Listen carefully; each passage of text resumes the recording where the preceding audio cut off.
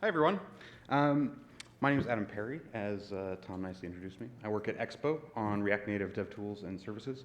You might have previously known us as Exponent. So diving right in, I got to keep a quick pace. I might refer to this as CRNA. React Native is pretty fantastic if you haven't tried it yet, and you definitely should try it if you haven't already. However, right now, it can be kind of hard to get started if you're not already a mobile developer. This screenshot, which of course you can't read, this is the full Android Studio installation instructions for getting a fresh Android React Native project going if you've never built React Native before. This includes Android Studio, downloading and installing the NDK, and configuring some environment variables, among other things. And further, if you want to just get started and try out building your app for iOS, if you own an iPhone but use Linux or Windows, you can't do that. It's not supported. And this, is not ideal. Lots of developers don't have Macs. If you're just trying something out, you shouldn't have to spend an hour or more configuring build tools. So we wanted to make this better. We've been talking with Facebook at Expo a little bit about this, and we kind of decided that there's already this fantastic model for developer tooling in the React ecosystem. That's Create React App. It has fantastically easy setup. You install a single NPM package. It only needs Node, unlike current React Native CLI usage. And since it's grown very popular, it's gotten very familiar for React developers, especially on the web, right? So the short version of this talk is run these commands in your terminal on Mac, Linux, or Windows. You don't need Xcode or Android Studio installed. You will have to download an app for your phone that loads the JavaScript on the fly. And that's the Expo app. We build a React Native client. It provides access to the React Native standard library, as it were, as well as some other native APIs. And you can, tinker with React Native, get used to what it's like to work in that environment without any native build configuration. So this is a quick little demo. I'm going to narrate. There's a couple fast-forwarded sections.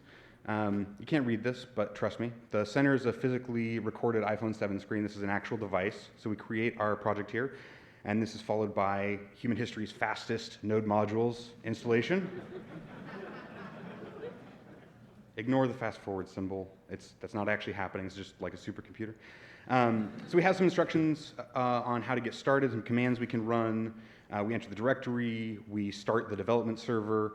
This runs the React Native packager under the hood. It gives us a QR code we can scan. You do have to be on your local network to do this. Wi-Fi hotspot on your phone works really well if you're not on a friendly Wi-Fi network.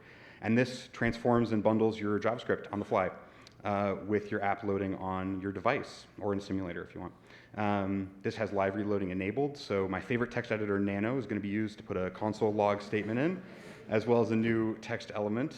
Logs are forwarded to your terminal, so you don't have to run like ADB reverse or anything like that. We handle that for you.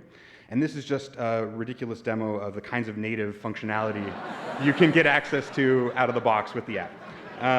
So in the background is some OpenGL particles bouncing around, and this is React Native maps from Airbnb, as well as Lottie. That's a video playing in a native video element. So yeah, you can actually, if you install the Expo client, you can find that if you search for Trippy in the search bar, which is not a surprising name to anyone. So more seriously, you also get Jest testing out of the box with mocks provided for the APIs you probably care about.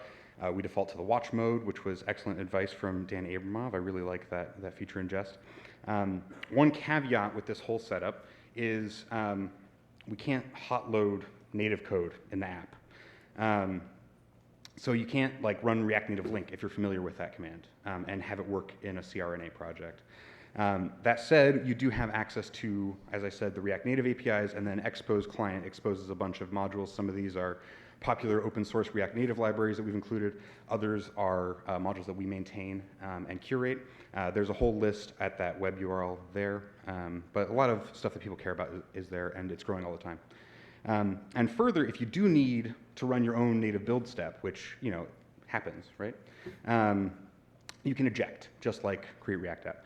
This creates iOS and Android folders for you if you're familiar with React Native's project structure. You do have to install Xcode and Android Studio if you want to do this. So, that's kind of the trade-off there. And, quick plug, we have an easy way to share your project with other developers using the Expo app. If you haven't gone through that whole eject process, you can publish it up to our service. And people have the ability to access that from a nice stable URL. So that said, that's pretty much the rundown. I definitely hope that everyone's able to give it a try. I'm very open to feedback. I'll be at the happy hour this evening as well as all day at the conference tomorrow.